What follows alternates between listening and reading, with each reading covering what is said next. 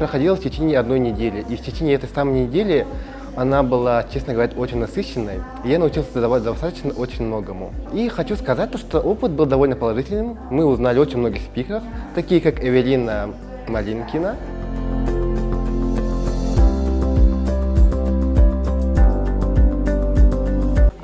Я научилась видеографии, я пришла вообще с нуля, и мне очень понравилось. Дело в том, что я мечтаю снять короткометражный фильм, и я здесь, первый толчок, конечно, мало информации, из-за того, что медиашкола длилась не так долго, к сожалению, но я планирую дальше этим развиваться, я получила тот самый толчок.